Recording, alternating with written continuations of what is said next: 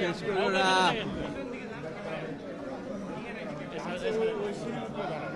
আজকের দিনটা একটা ঈদের দিনের মতো। এই আজকের দিনটা কিন্তু ঈদের দিনের মতো। বিষয়বস্তু জেনেছেন আপনারা।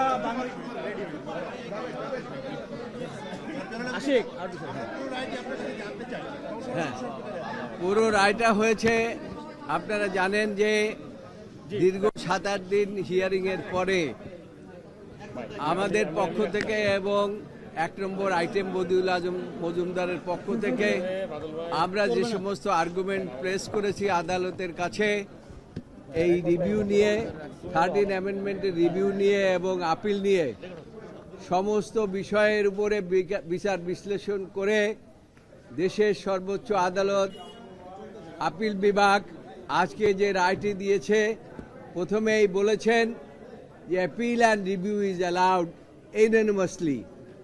এখানে কোনো মেজরিটি এবং মাইনরিটি নাই, সকল জাজ ইউনানিমাসলি আমাদের অ্যাপিল এবং রিভিউ অ্যালাউ করেছে।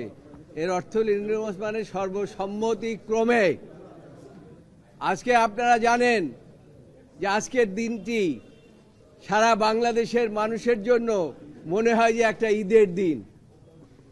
এই ঈদের দিন এই কারণে যে 13 অ্যামেন্ডমেন্টটিকে একজন বিচারপতি রাজনৈতিক উদ্দেশ্য প্রণোদিতভাবে তিনি এই রায়টি দিয়েছেন এবং সেই রায়টি ছিল একটি সরকারের উদ্দেশ্যকে বাস্তবায়ন করার জন্য।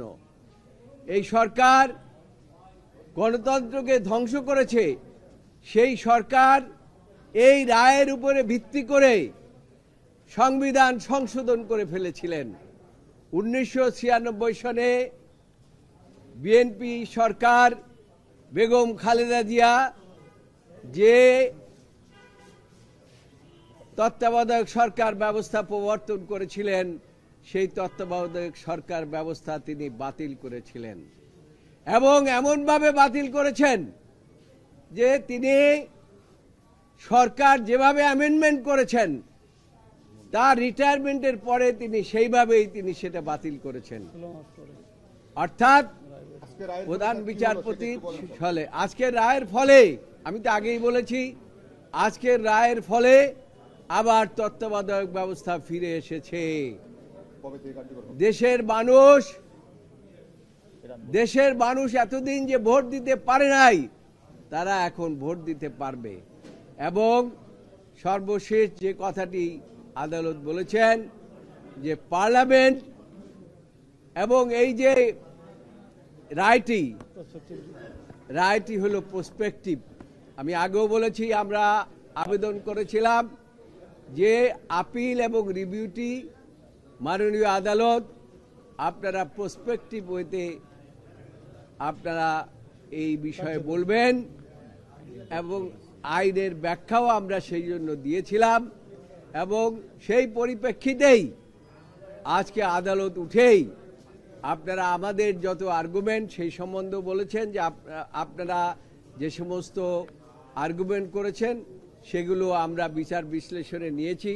তিনি একটি বিষয়ের উপরে বলেছেন যে তত্ত্বাবধায়ক সরকার ব্যবস্থা যে 58(1) and 58(2) আর্টিকেল 58(1) and 58(2) আবার পুনর্বহাল হলো। এর অর্থ হলো তত্ত্বাবধায়ক ব্যবস্থা আবার ফিরে আসলো। তিনি জাজমেন্টের অন্যান্য বিষয়গুলো বলেছে, এইটা হলো প্রিলিমিনারি, আমরা জাজমেন্ট দিলাম ইউনিভার্সালি, জাজমেন্ট ফলোড, আরো এর মধ্যে হয়তোবা কোনো কিছু ডিটেলস ইনক্লুড করতে পারে। আমরা মনে করি যে এটা খুশি না, খালি ঈদের দিন আমাদের মনে হচ্ছে। তার কারণ বিএনপি খালি খুশি না, সারা জাতি খুশি। বিএনপি একটা বড় রাজনৈতিক দল, একটি বড় রাজনৈতিক দল এবং এই রাজনৈতিক দল জনগণের ভোটাধিকারের বাস্তবায়নের জন্য তত্ত্বাবধায়ক সরকার ব্যবস্থা করেছিলেন। সেইটাতে উদ্দেশ্য প্রণোদিতভাবে নিয়ে গিয়েছে দেশের মানুষকে ক্ষতি করার জন্য, দেশের ক্ষতি করার জন্য, দেশকে ধ্বংস করার জন্য, সেটা আজকে এই রায়ের মাধ্যমে প্রমাণ হলো। আপনারা জানেন যে এই রায়ের মাধ্যমে এই শেখ হাসিনা শুধু পালিয়ে এই যে ব্যবস্থা প্রবর্তন করেছিলেন, শুধু আয়নাঘরই বানান নাই, হাজার হাজার লক্ষ লক্ষ মানুষকে তিনি গুম করেছেন, খুন করেছেন। শুধু তাই নয়, লক্ষ লক্ষ মানুষের বিরুদ্ধে মামলা মোকদ্দমা দিয়ে দমিয়ে রাখার চেষ্টা করেছিলেন। সেই থেকে আমার মনে হয় আজকে আমরা মুক্তি পেলাম এবং দেশের সর্বোচ্চ আদালত প্রায় 8 দিন পর্যন্ত এই মামলাগুলো শুনেছেন।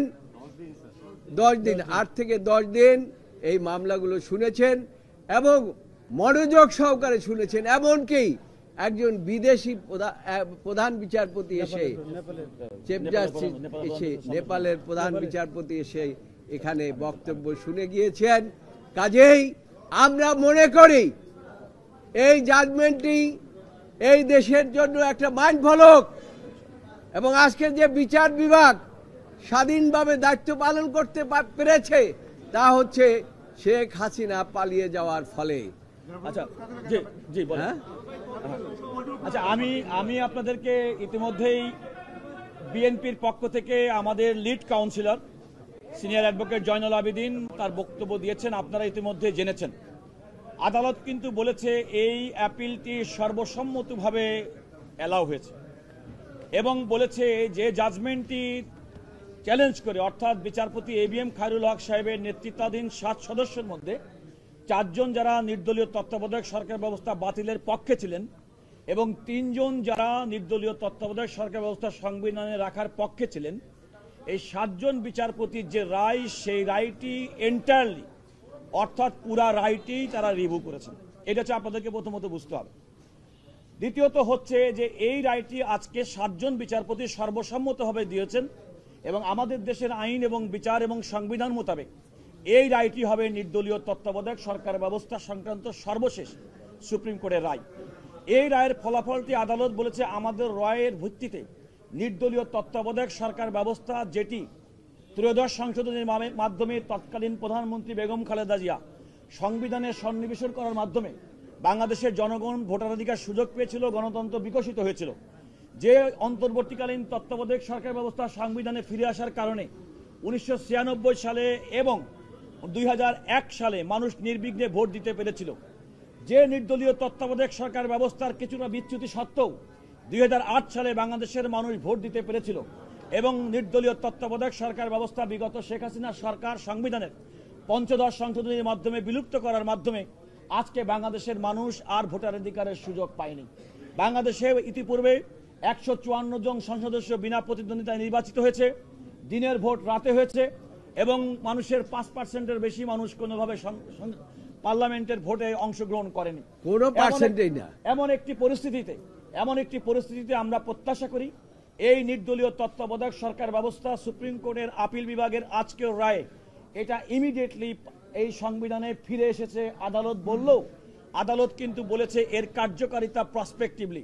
যে কথা আমরা বলেছিলাম যে বর্তমানে যে অন্তর্বর্তীকালীন সরকার, যারা ইতিমধ্যেই ফেব্রুয়ারি 2026-এর মধ্যে পরবর্তী জাতীয় সংসদ নির্বাচনের ঘোষণা দিয়েছেন এবং সেই প্রতিশ্রুতি অনুযায়ী তারা নির্বাচনী প্রক্রিয়া চলছেন, আজকের রায়ের মাধ্যমে এটা স্পষ্টত হয়ে গেল যে এই নির্বাচনের ক্ষেত্রে এই নির্দলীয় তত্ত্বাবধায়ক সরকার ব্যবস্থা, যেটি আজকে থেকেই সংবিধানে ফিরে এলো, তার অধীনে নির্বাচনটি, আসন্ন নির্বাচনটি হবে না, নির্বাচনটি হবে পরবর্তী সময় থেকে।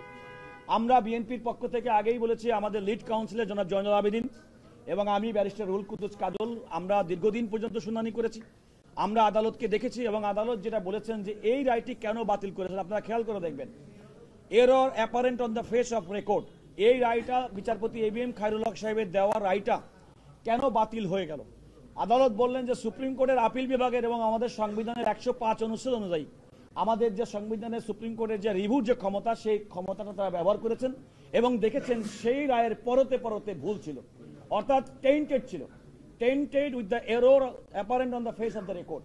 এইটা আদালতের অবজারভেশন। আমরা বিএনপির পক্ষ থেকে মনে করি এই টেইন্টেডটা বলেছে ওই যে প্রত্যেকটা ক্ষেত্রে আমরা যেমন বলেছি যে সংবিধানের বেসিক স্ট্রাকচার, আমরা বলেছি গণতন্ত্র সংবিধানের বেসিক স্ট্রাকচার, নির্দলীয় তত্ত্বাবধায়ক সরকার ব্যবস্থা জনগণের ভোটার অধিকার সংবিধানের বেসিক স্ট্রাকচার, মৌলিক কাঠামো। এই মৌলিক কাঠামো পরিবর্তন করা যায় না এবং আমরা মনে করেছি নির্দলীয় তত্ত্বাবধায়ক সরকার ব্যবস্থার মাধ্যমে সংবিধানের প্রবর্তনের মাধ্যমে মৌলিক যে কাঠামো, এই কাঠামোটা সুপ্রতিষ্ঠিত হয়েছে। সুতরাং রায়ের মাধ্যমে বাতিল করা এবং স্যার যে কথা বলেছেন বিচারপতি এম এম খায়রুল হক সাহেব রায়টি, তার আমরা আগেই বলেছি তার ব্যক্তিগত ইচ্ছা এবং ব্যক্তিগত মতামতের প্রতিফলন ছাড়া আমরা এটাকে কোনো আইন আদালতের ভাষায় কোনো রায় কিংবা নজির হিসেবে আমরা গ্রহণ করি নাই। এই কারণে আমরা রিভিউ পিটিশন ফাইল করেছি। বিএনপি মহাসচিব জনাব মির্জা ফখরুল ইসলাম আলমগীর বিএনপির পক্ষে এই রিভিউ পিটিশনটি দায়ের করেছেন। আমরা কাউন্সিলর হিসেবে বিএনপি বাংলাদেশের বড় রাজনৈতিক দল, সবচেয়ে বড় রাজনৈতিক দল, তাদের প্রতি কৃতজ্ঞতা জানাই যে দেশের জনগণ ভোটাধিকার এবং মানুষের মৌলিক অধিকার সুনিশ্চিত করার তারা সুপ্রিম কোর্টের আপিল বিভাগে আমার মনে হয় যে তারা এই রিভিউটি করেছেন। আরেকটি বিষয় বলতে চাই, এই প্রথম মনে হয় কোনো একটা রাজনৈতিক এবং কোনো একটা বিষয় যেটা সুপ্রিম কোর্টে গড়ালো এবং যে ক্ষেত্রে সমস্ত ব্যক্তি এবং রাজনৈতিক দলের ঐক্যমত্য প্রতিষ্ঠিত হয়েছে গণতন্ত্র ভোটাধিকার সুনিশ্চিত করার জন্য, এটা হচ্ছে সবচেয়ে বেস্ট মেকানিজম। আমরা আমাদের পক্ষ থেকে যারা সহযোগিতা করেছেন সাংবাদিক বন্ধু আপনাদেরকে ধন্যবাদ জানাই। রায়টি হচ্ছে সংবিধানের আজকে সুপ্রিম কোর্টের আপিল বিভাগ, বিএনপি, অন্যান্য রাজনৈতিক দল এবং বদরুল আলম মজুমদার কর্তৃক দায়েরকৃত বিচারপতি এ বি এম খায়রুল হক সাহেবের যে রায়ের মাধ্যমে নির্দলীয় তত্ত্বাবধায়ক সরকার ব্যবস্থা বাতিল করেছিলেন সেটি আজকে ফিরে এলো তাৎক্ষণিকভাবে। তবে এই রায়ের কার্যকারিতা হিসেবে পরবর্তী নির্বাচন হবে 2026 সালের ফেব্রুয়ারি মাসে অনুষ্ঠিতব্য নির্বাচনের পরে। না, মাসুদ যে কথাটি জানতে চেয়েছে সেটা হচ্ছে আর্টিকেল 56, 58 এবং এইটা হয়েছিল 1996-এ। উনি পরিষ্কারভাবে উল্লেখ করেছে 1996 সনে এই যে আর্টিকেল 58(1), 58(2) সেখানে যে এই ব্যবস্থা প্রবর্তন করেছিলেন এবং যেটা পরবর্তীতে 13 অ্যামেন্ডমেন্টের জাজমেন্টে বাতিল করেছিলেন, সেটা আবার তিনি পুনঃপ্রবর্তনের কথা বলেছেন এবং পুনর্বহাল করলেন।